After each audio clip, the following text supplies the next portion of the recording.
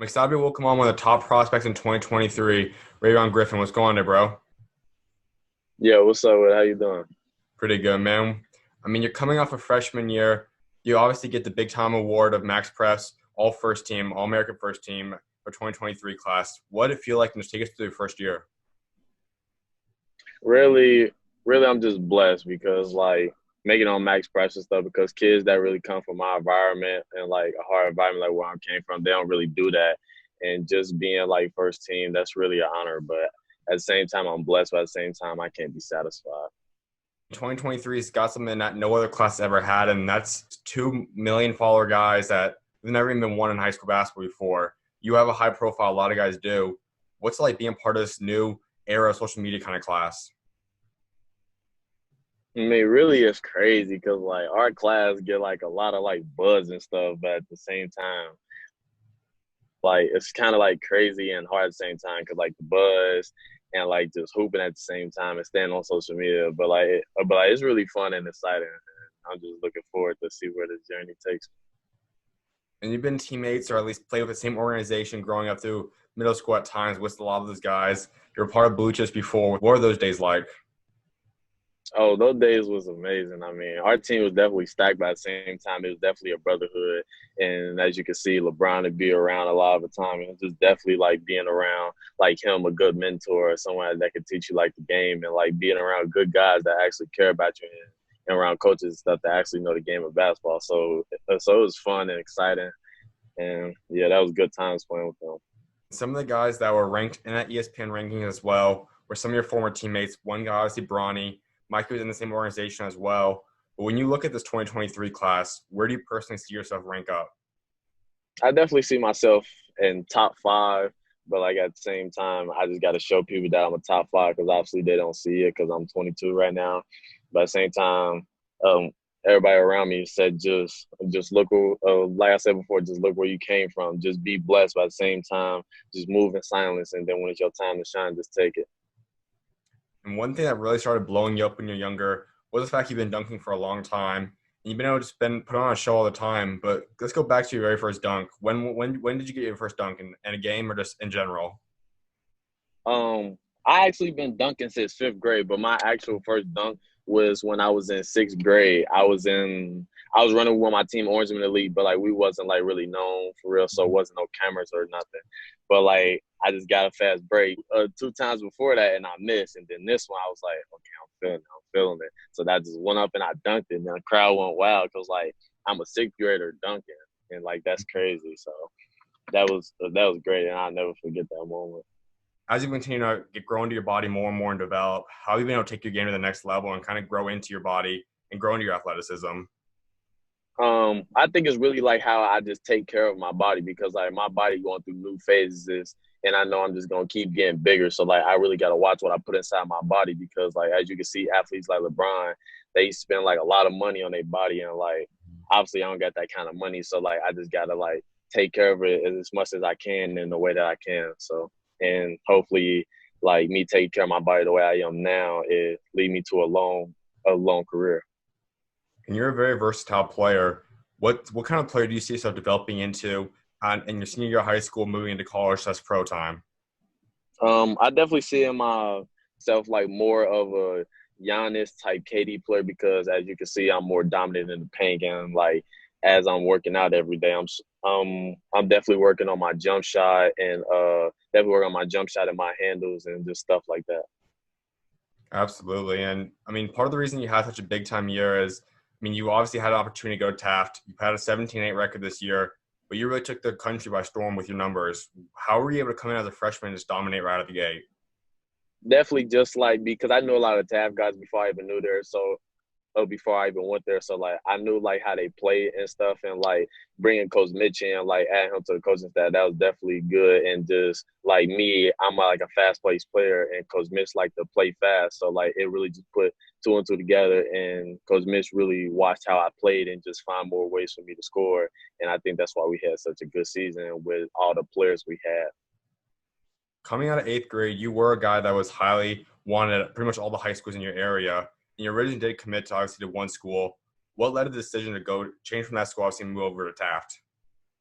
Uh, because Taft is like home. Like I'm from the downtown Cincinnati area, and like I got a lot of family down there. And like really the reason I didn't go to Hughes is because definitely like my like living situation because I started living with my brother more than my mom. So like it's definitely just living situation. But Hughes is a great school and it's nothing against Hughes. Great coaching staff, great players. And it's nothing against Hughes. It's just something I had to make personally. I feel like Tab was a good fit and it ended up being a good fit for me. And it's obviously ups and downs of a season. You as a freshman, though, what were some of the moments you remember that kind of took you to get adjusted to the new acclimated high school level? Like something that took me really get used to is like going in because like I'm so used to playing against little defenders, so I go in whatever I want to. So like now I gotta like adjust to the game and really see the game, and like I just can't do that no more. Like just go in the lane, like and kids just let me get buckets. So like I just really gotta just adjust to it and just listen to Coach Mitch and all the coaching staff and see how my players play in the flow, and then just let the game come to me because every time you don't let the game come to you, you start to force things and then stuff like that, and then things just start to happen. So, And you walk away with the year averaging almost 27 points a game, 13 rebounds, well over 4 assists, 4 steals a game. Those are big time numbers. How do you look to build on that now for your sophomore year? definitely definitely just watch more film and definitely just see what I need to improve on, and just hopefully my average or my rebounds or whatever the case may be more steals, and I could just improve on that and take what I really got from last season and then just improve it this season and just keep doing that through the long run. What kind of numbers do you think you're capable of putting up next year?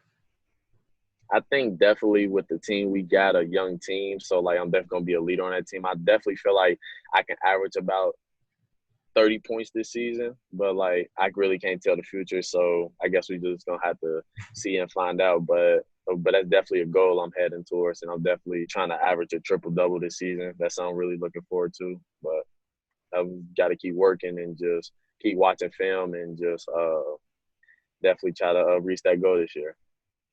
All guys have kind of used the past quarantine few months to kind of focus in on a few different things. For you, what would you say has been the biggest things you've been working on to improve on now for your next, whenever you get back on the court again? Definitely staying in shape because a lot of people is just staying in the house trying to quarantine as they should.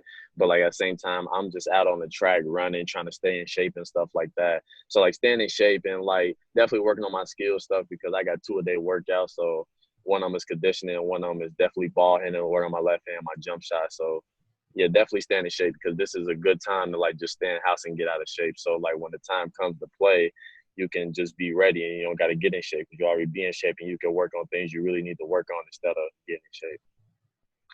And when you look at down the line, obviously you still have 3 more years left of high school basketball to play. What's some stuff you really want to win and bring in award-wise over the next few years?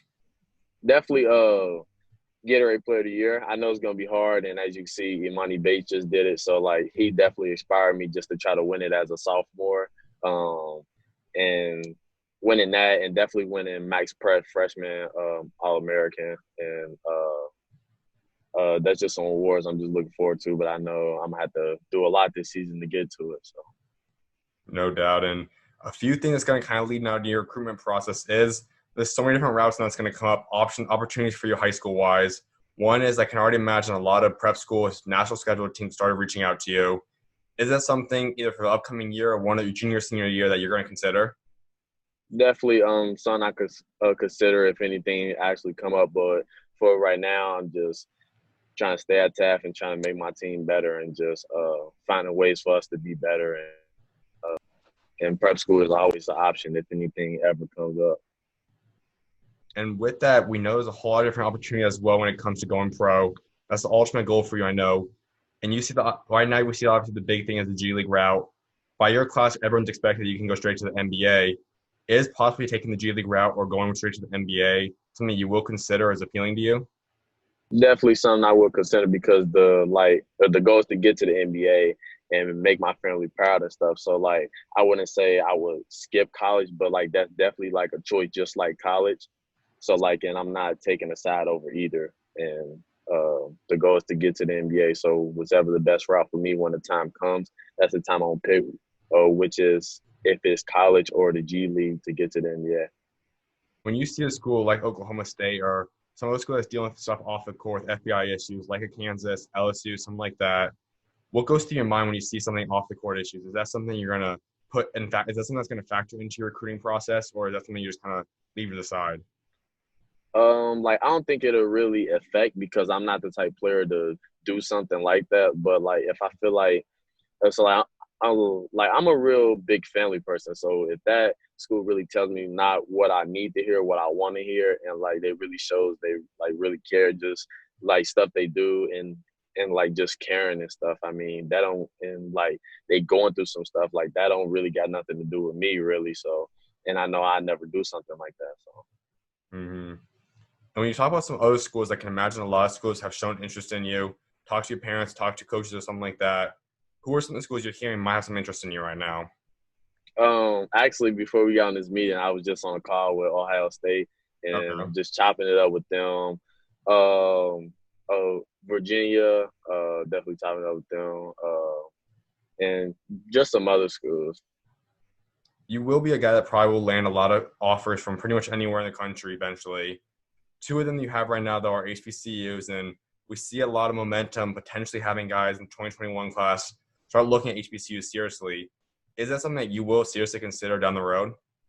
Definitely, like I know, like a lot of people say this, but like when I was back in sixth grade, I always like HBCU schools, just like off the environment I came on, and like before I was even like thought I was gonna be a so-called big-time top 25 player like this, I always thought about HBCU schools because I don't look at no school different, and I feel like it's just really off like social media and stuff because more schools get like more popularity and stuff, but I feel like all schools are the same and all schools give the same. So like I never look at any school different. HBCU is definitely something to look into and definitely a choice of mine. I completely agree because I think you see so many guys, maybe 10 years ago, not having all the media, not having all the TV coverage might have been an issue with going to a smaller school. But you see guys like John Morant's probably the prime example of what you can do if you don't go to a high major. And there's tons of guys that do it. I mean, for you, when you do look into this recruiting process, is high major, mid major, low major, anything that's going to factor into your recruitment? Definitely like I really don't like I said before, I don't really look at any school different. So like it's really like what school really shows me like really I have this feeling in my gut like that I really get us and I never went against that feeling and it always led me to a good spot. So like really if I just get that feeling when I'm like on a visit or something or like if I'm just thinking about it, or if I'm getting ready to commit or something like that. So I always went with my gut. So I'm just gonna go with the gut when the time comes, and hopefully it leads me to the right decision. In 2020, couldn't really have too many guys go since a lot of them were committed, since all the stuff's been happening in the past few months. But 2021 will be the first class that we could possibly see some HBCU guys go. Is that something you think is going to start happening? Do you see a lot of 2021 guys, 2022, even your guys that might possibly go HBCU schools? Yeah, definitely. I actually seen some guy commit from a high D1 and went to a HBCU. So like I guess it's already happening. And like a lot of people want to set trends and want to follow the trend or whatever. And so like a lot of people are already doing that right now. So yeah, I can see people in my class, even class ahead, even class under me doing that right now or in the future.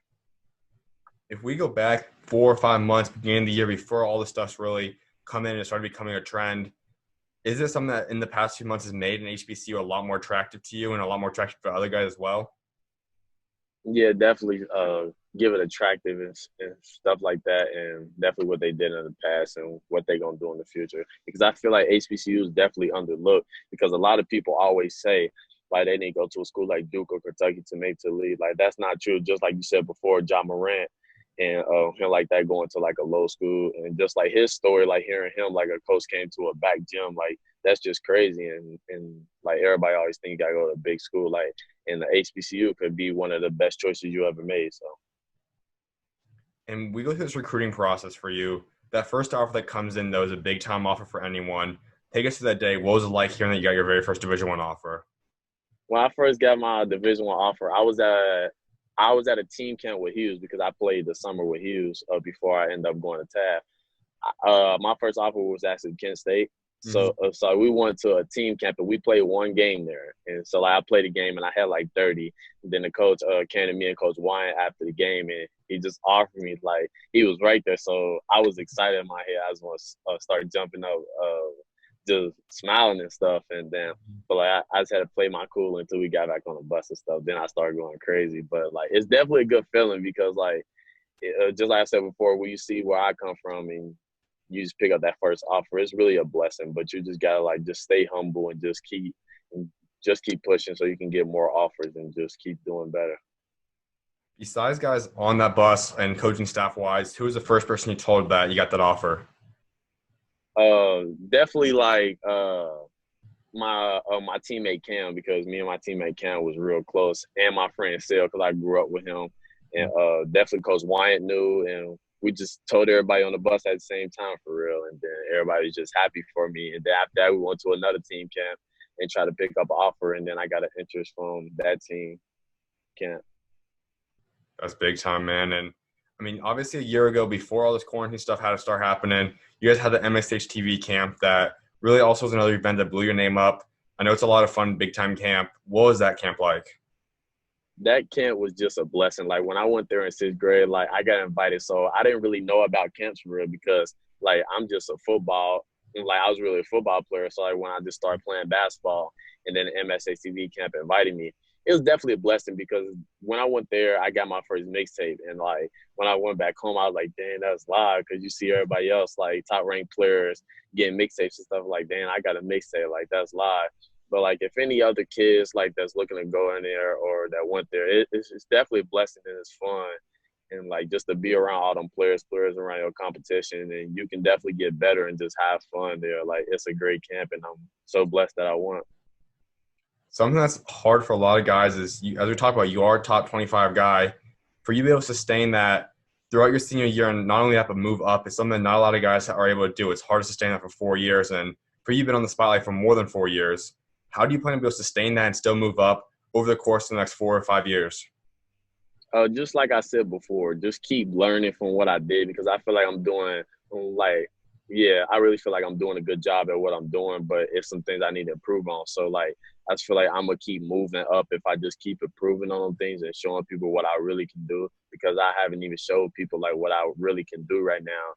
And like, I was gonna show it the AU season, but the quarantine stuff happened. But definitely just gotta watch film. Film is key, really, because uh, especially when you watch film with a coach, because the coach really point out the little things, like, and the little things always matter. And if you fix the little things, and the little things always matter, so the little things can make everything better, really. That's something that not a lot of guys like doing at all, especially as a freshman, especially in high school guys in general. When did you first start embracing film? I really started embracing film because, like in the game, like after so like when we watch film on the team, we watched it from last year, the last year tab team, and then after that game, we watched film from what the game we just played, and that was like, dang, like I like wasn't doing so good as I actually thought. So like as me watching film, like a goal for mine during the year was to get better in every film, like not to look so bad really. So that's what made me start really liking film. And going back to the NCBC stuff, as we talk about, you're with a lot of those top guys. Obviously, I know you built a lot of great friendships, long-term relationships with those guys. I mean, a big thing when it comes to recruiting process is possibly teaming up with someone. Is any of those guys on that NCBC team or just anyone you know in general, are you talking to anyone about possibly wanting to team up at the college level? Not right now. Like teaming up on college level, not right now. I'm not really thinking about that right now, but still definitely something I got to think about because, like, if we was to team up with any guy off NCBC, I would love it because those some good guys to play with, and they just good guys to be around overall. So if I do team up with some of them guys in college, that'll really be a blessing and it make the game easier. You guys were pretty young, obviously, when you guys were playing together. What's some of the funny stories you remember while being a part of that team? Oh, some of the funniest story I remember is Jaw, the 7 footer. Jaw, that dude funny, man. He did so much funny stuff. And like another funny moment is when we went to I think we was in Vegas and we went to the store and then we snuck out. I think it was me, Bronny, me, Bronny, and Jaw, and everybody was like chasing us and stuff because like Bronny was with us and like we used the blue tips, and Mm-hmm.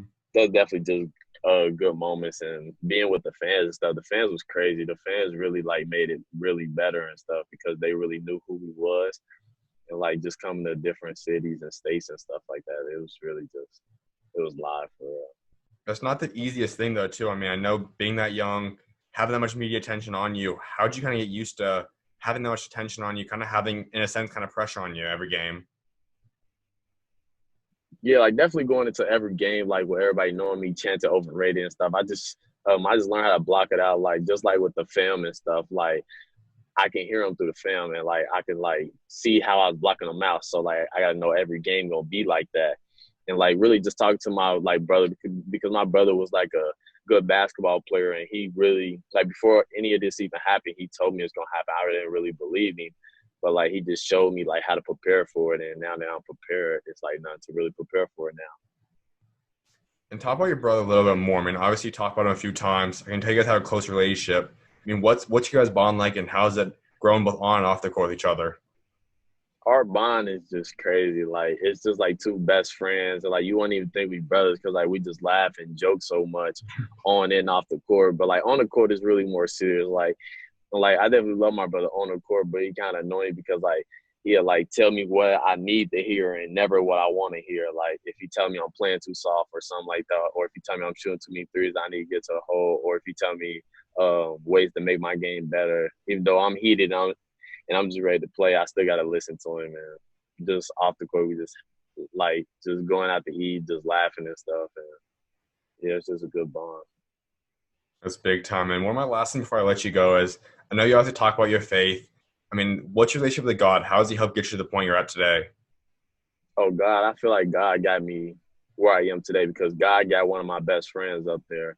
So like when God took one of my best friends, I really started like looking more into God and stuff like that, and start praying before I eat. Like my dad is like real big on like praying and worshiping God and stuff like that. So like and something that my dad always says is that if you disrespecting your if you disrespect your mom, it's just like you disrespecting me because I live with my mom, and really big on that. And when God took one of my best friends, it's just like thank you for taking him to a better place, and I just respect you as a man like that.